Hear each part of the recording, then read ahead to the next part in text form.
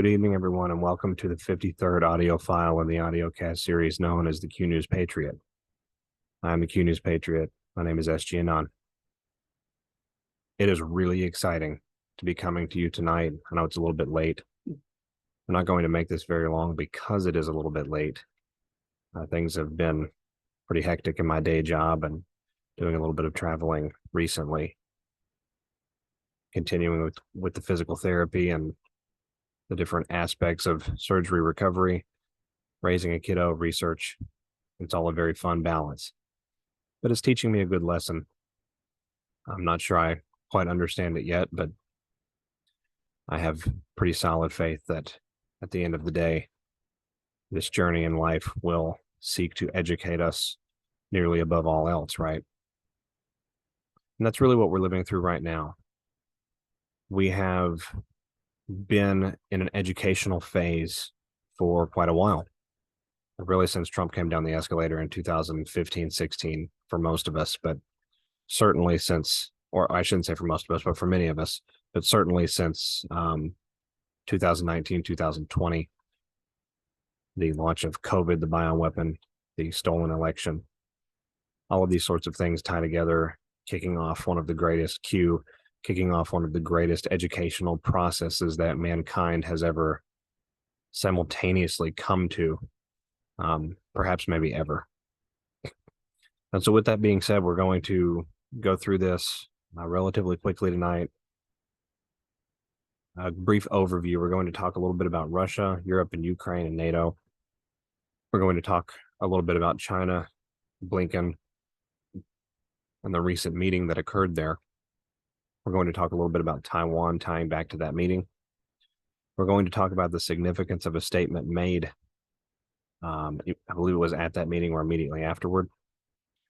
We're going to talk a little bit about the Trump indictment. And then we are going to do an incredible decode that tells me the storm is coming. And what's amazing about that is just over the last 4 to 5 days, President Trump's exclusivity agreement with TruthSocial expired. And so the option now to legally return to Twitter as the 45th president of the United States optically is on the table. We are on an incredible ride. So without further ado, let's get to it. With the Russia and Ukraine war, a new phase of that conflict is coming. Russia just recently held the Russian Economic Summit in St. Petersburg, a resounding success with more than 115 nations in attendance. It was essentially a sales pitch for BRICS, a sales pitch for a different way of conducting international commerce. And that sales pitch has made a mark. Uzbekistan just recently began importing Russian gas for the first time and paying for it in Russian currency. The United States dollar is not being used for those transactions. The serpent dollar is slowly being phased out, and Russia and the BRICS nations as a whole are pivotal in that process.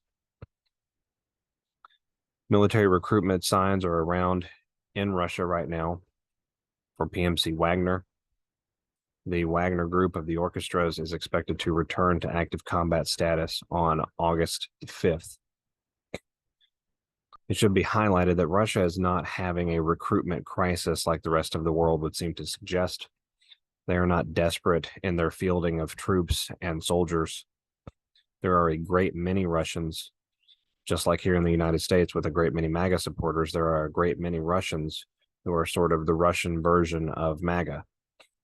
They are eager to serve their country.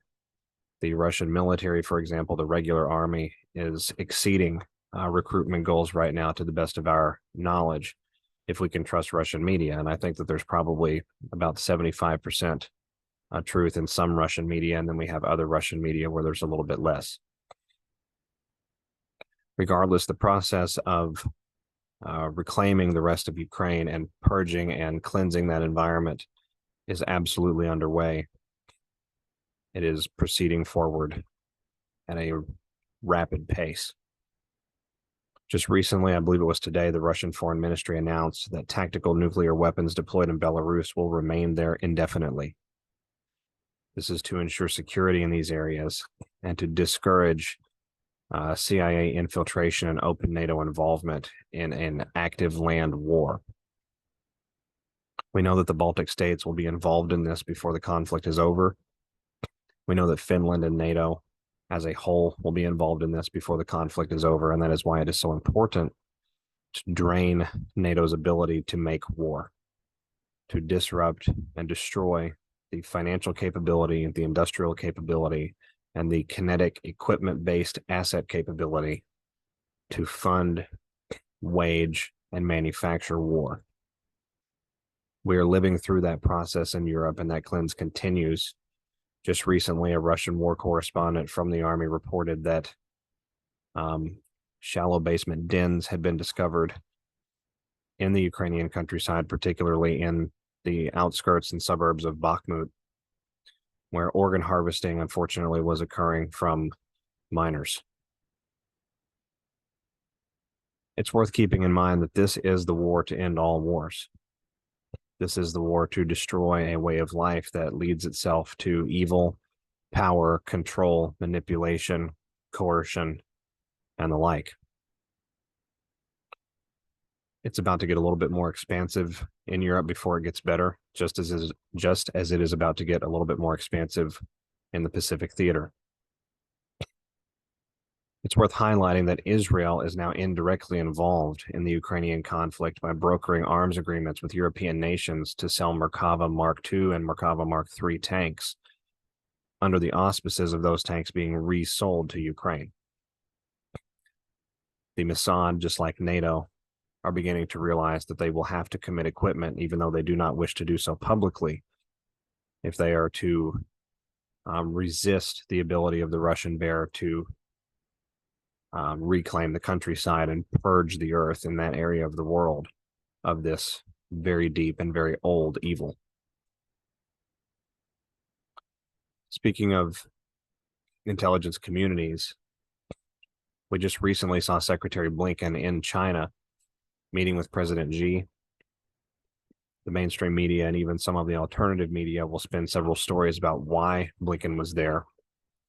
But at the end of the day, Blinken is primarily there acting as an agent to beg Xi not to go into Taiwan.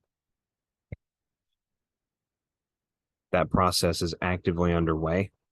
It is actively moving, and it is more imminent than it has perhaps ever been.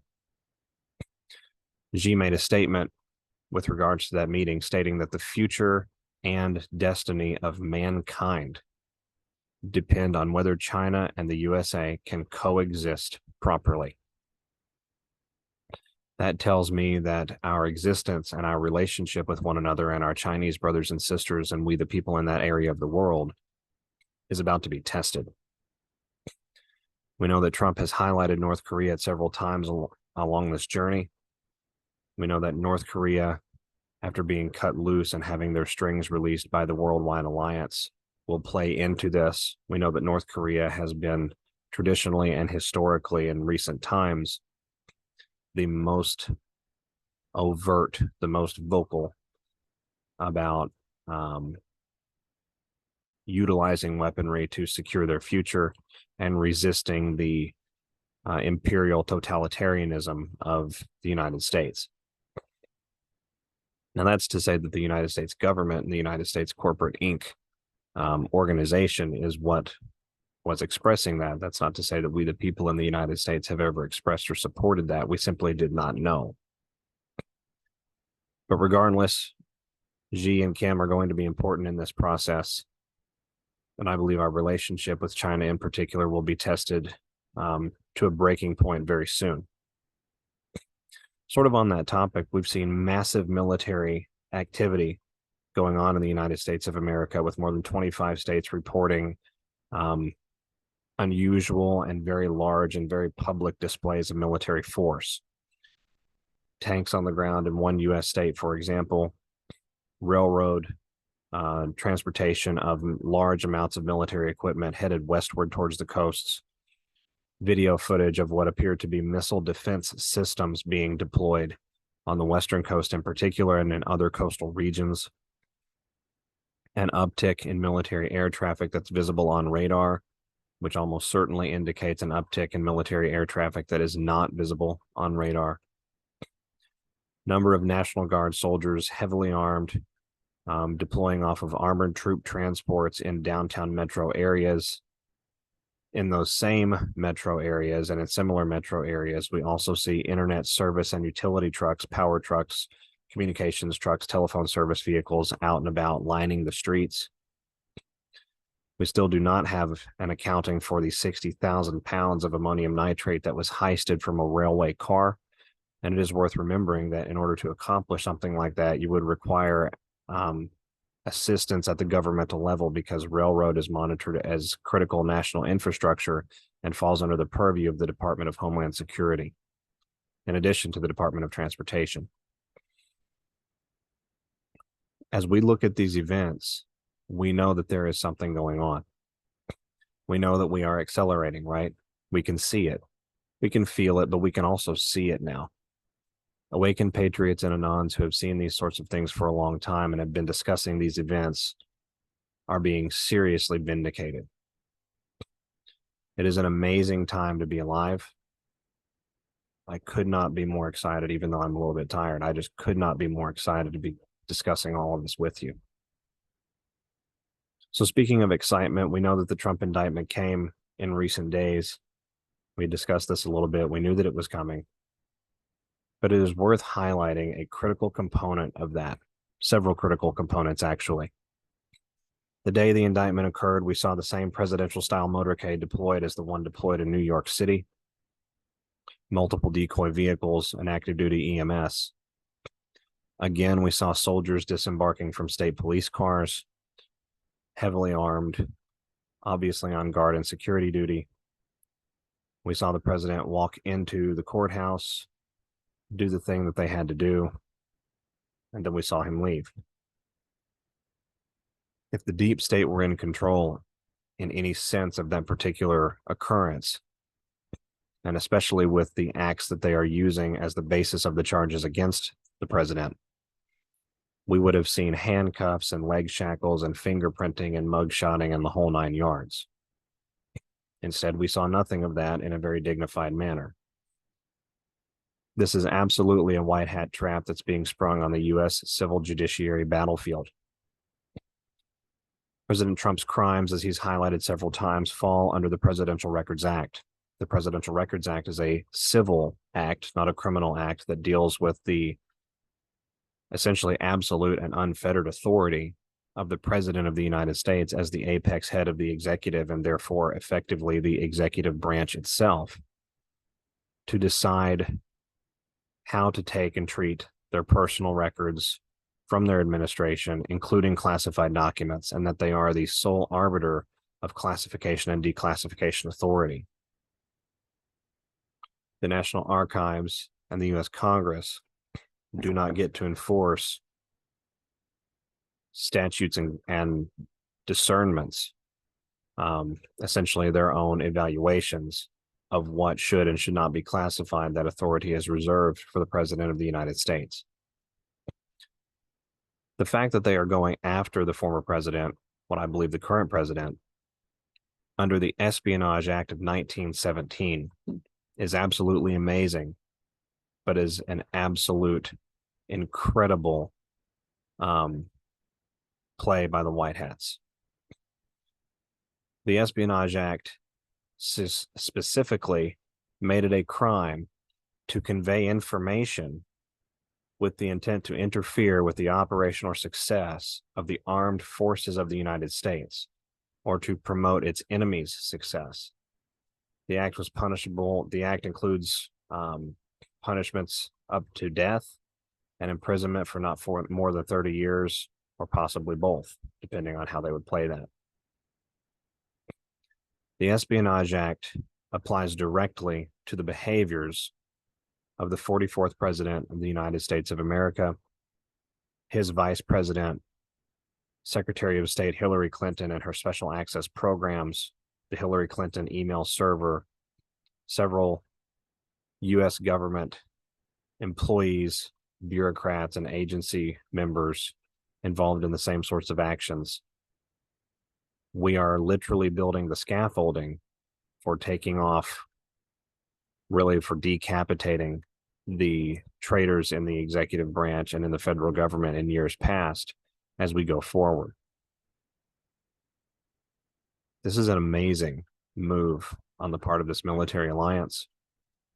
This is an incredible setup for a very apparent and very intense period of justice. Sort of switching gears here, we're going to discuss a little bit about COVID-19, the tribunals that we all hope to see coming, and the ultimate justice that we would like to see dispensed. Then we're going to move into a quick decode. In recent weeks, the Russian military has formally accused, with documented evidence, the United States DoD and the United States Democratic National Convention of creating COVID-19 in Ukraine, funneling it to release points throughout the world with intent on launching an era of endless pandemics, which would allow for election manipulation and the consistent and maintained rollout of a depopulation agenda over time. The Russian military has provided additional evidence from biological laboratories neutralized in Ukraine and in the country, or excuse me, in Bakhmut, Ukraine, and in the countryside around Bakhmut. And it is very apparent what is happening. At the same time this is occurring, we have implementation and revisions going on of the Worldwide Pandemic Treaty.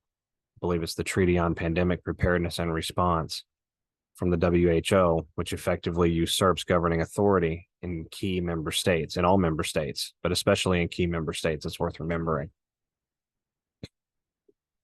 Things are converging to a head, and the events that I believe are coming upon us soon are going to lead us directly there. So we're going to go ahead and switch gears here. Bear with me because I want to pull all of this up at the correct time or in the correct fashion. There are absolutely incredible things at play right now. So if we come over here to the president's TruthSocial, posted just today, June 19th, 2023 at 6:03 p.m. Eastern Standard Time. Nothing about the witch hunt cases being brought against President Trump have anything to do with legal merit, only where the case could be tried by unfair courts and maximum publicity, election interference. Now, President Trump has used this phrase, election interference, a lot lately. And we know that EO 13848 is titled imposing certain sanctions in the event of foreign interference in a United States election. What is happening right now in the mainstream media space with regards to Joe Biden? Bribery, acceptance of bribery from other governments, acceptance of bribery into his family. In other words, establishing to the public narrative and in the public eye that Joe Biden is a foreign-based, compromised, he's a foreign agent. He's a Manchurian candidate, which all of us already know, and we're already aware of that. At least optically, that's what this military operation is painting and creating, because that's what the real Joe Biden was. And of course, we know that he's been done away with. But what I found fascinating about this truth, and what spurred me to do a little bit more digging on it, is that it says where the case could be tried by unfair courts and maximum publicity. Unfair courts. If we extract the negative connotation from that, if we extract our emotional reaction to the word unfair, or to the statement, it's an unfair court, what could that really mean? Well, I could tell you that an unfair court could also be a military tribunal. Military tribunal is not designed to be fair. Military tribunal is designed to showcase to the world and to yourself as a defendant, if you're caught there, all of the evidence, bona fide and empirical, of the actions and the crimes of whoever happens to be involved. Maximum publicity, I think, is a fantastic phrase to pair with that statement that he's making here in this truth, because we know that there has been a electronic setup created to share military tribunals publicly on the internet in real time. So this particular post has a timestamp of 603. I came in and I put in the timestamp 603 into the Q drops, and I found some interesting correlations. But the one that was most fascinating, and also happens to, if we look at how the drop is laid out, has a 196 all in a row, which is a rearrangement of the date 619, the date that President Trump posted this. We have a drop 2876 from February the 22nd, 2019 at 6:03 and 30 seconds. It's a Hillary Clinton status from Twitter, and the statement in the Q drop is, "For those who think this war is fake, or we are not considered a major threat, this is a direct attack by Hillary Clinton on Q and pro-POTUS patriots. The article referenced has an embedded link that literally targets pro-POTUS Twitter and Q Twitter accounts that have been identified by Clinton deep state as serious threats. Twitter has already begun to remove the targeted accounts under false pretenses. The war is real. The threat is real. Clinton panic. Clinton fear. Judgment Day coming." Didn't President Trump recently mention the Clinton Sox case? And isn't the Clinton Sox case sort of at the head of the narrative space right now, especially in the Patriot community?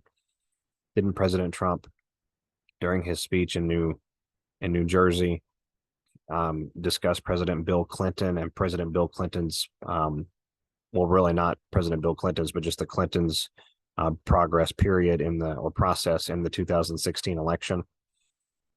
We're bringing this back into the narrative space. We're priming the narrative at the same time that the military is normalizing in the public eye their presence, their overall involvement in society at an apparent level, at an overt level. We're watching narrative preparation happening in real time. It was very exciting. You know, President Trump's remarks in Bedminster, New Jersey that day were, I think, very exciting and very intense, right? And so it's worth highlighting that as we look at how these things come about and cross back with one another, the narrative preparation and the overall congealment and coalescence of the ideas, that's sort of how consciousness-based warfare is fought, right? Insinuation here, a seed planted there, and then you allow it to grow and gestate. You reinforce the idea more than you reinforce the exact specific content. It's the overall theme that's important. It's the motif necessarily, and not really the meat and potatoes of it that's always the critical portion. So coming back over here, we're going to do another decode here. This one was absolutely mind-blowing, and I think that all of you will enjoy it as well. Give me just a moment here.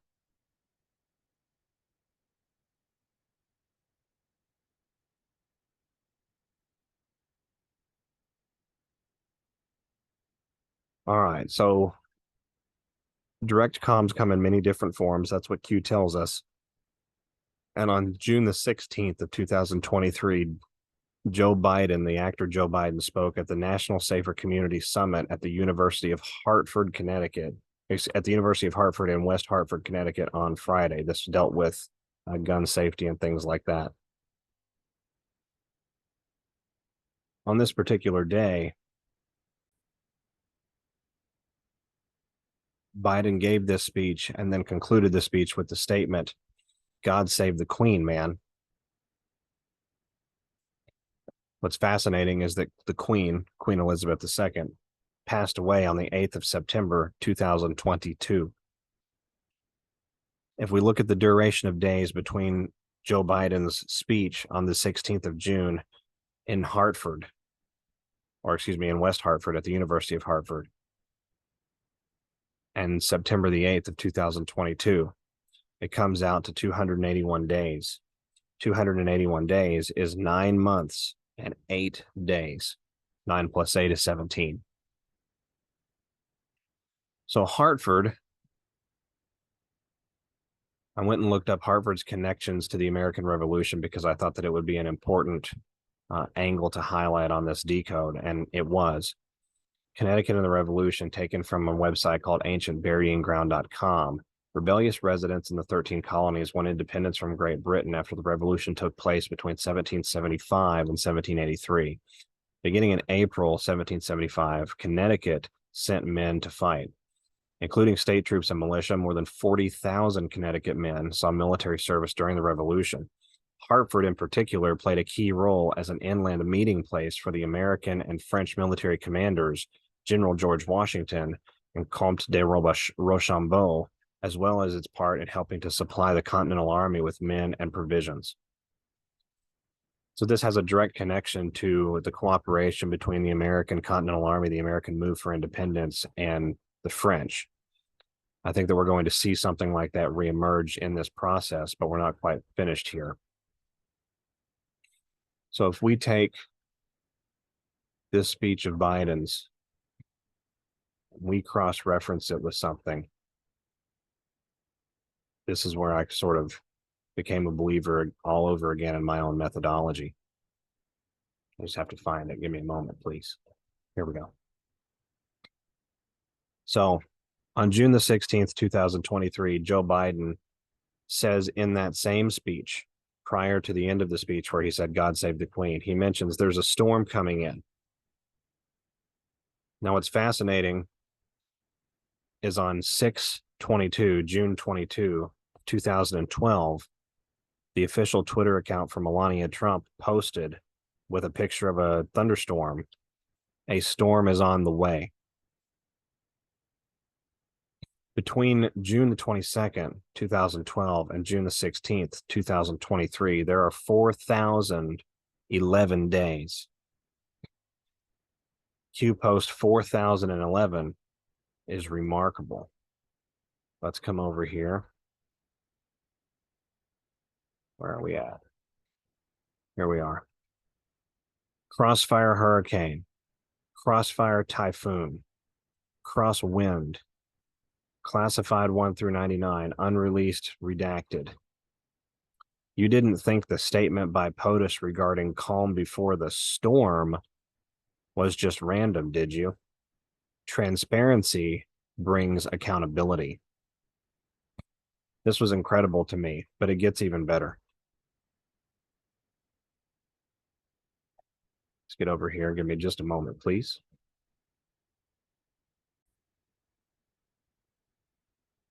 If we come over here to the president's TruthSocial account, on the exact same day that President Biden gave the speech, said President, the actor, the optical President Biden, giving this speech, June the 16th of 2023, President Trump posted at 3:57 p.m., 357, Greg is a true champion, all capitalized. Central casting, the only POL to hit one out. Plus, I love his hat. Make America Great Again. This post was shared by Dan Scavino. It's a video of Greg Stube, the congressman, giving a pitch at the congressional baseball game.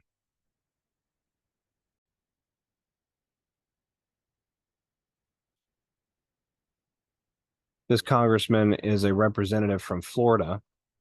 He is a Republican, and he is from the 17th district. When I came over here to the Q post and searched for the word champion, considering that President Trump had made it a very obvious highlight, it's the only word in this TruthSocial post that is capitalized. Only 3 drops bring up the word champion, and only 2 of them have champion by itself. One of them draws from the word championing. One of these drops that has champion in it came out on June 17th, which would have been one day after the Delta for June 17th, would have been one day after President Trump's TruthSocial post. And it's a share from an article that has since been removed from the internet regarding Charles Barkley and Alex Rodriguez. Alex Rodriguez, of course, being a baseball reference. Q concludes the post with, "It's coming." Now, what is amazing about this is the timestamp 3:57 yields a couple of incredible results.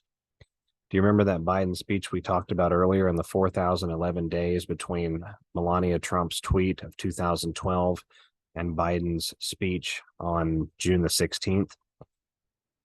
At 3:57 and 10 seconds p.m., drop 4011 reads Crossfire Hurricane, Crossfire Typhoon, Crosswind, Class 1 through 99, unreleased, redacted. You didn't think the statement by POTUS regarding calm before the storm was just random, did you? Transparency brings accountability. Trump highlighted the exact same drop. And here's a real kicker for you. Drop 3350 with a delta of June 27th at 4:23 and 57. So there's our 357 seconds. Reads 2 words. Be ready. Q. We are living the most incredible time to be alive. We are witnessing the highest level complexity of military operations that has ever been waged in human history, converging in on all separate theaters as we continue to reclaim power across the earth, as we continue to bleed the deep state dry of its capability to resist, as we continue to obliterate the narrative space, as we continue the setup for future events that are going to be, I think, quite dramatic in some respects, as we continue marching towards our destiny, to quote the president of China, the future and destiny of mankind depend on whether China and the USA can coexist properly. We are watching the setup in real time. I believe the storm is not long in the wings. In fact, I believe in some respects we may already be starting it. It is an amazing time to look around and see the things that you have expected to come true beginning to happen. We are creating a new world. We are rebuilding our reality. We are reshaping and redefining what it means to be born into this world as a human being, as a member of we the people across all nations. We are unifying in ways that could not have been thinkable even just a few years ago. A good example of that is the fact that in the Kherson region in Ukraine, Russian medics rescued the wounded Ukrainian servicemen who voluntarily surrendered after their counteroffensive failed. They treated them in Russian military medical facilities. I mean, they have to be treated as prisoners, right? But they did save their brothers in arms. We are witnessing an incredible convergence of the human spirit and the soul force of each one of us. And we are absolutely decimating these enemies. So with that, ladies and gentlemen, I'm going to begin closing it off here. Stay hopeful, stay safe.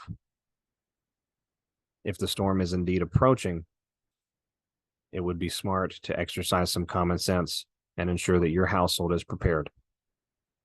It doesn't have to be an expensive journey to snag a few extra items of canned goods, a case or two of water, maybe a little extra fuel. I love all of you out there, and I'm extremely excited for what we are living through. My grandparents, my mentor, others like them would be turning over with glee were they here to witness this in real form, but they're witnessing it in their truest form with the Almighty. We win, and these idiots lose, and they lose in a big way. Keep sharp, stay encouraged. I'll be back with each of you again soon. This is SGAnon. Thanks, everyone. Bye-bye.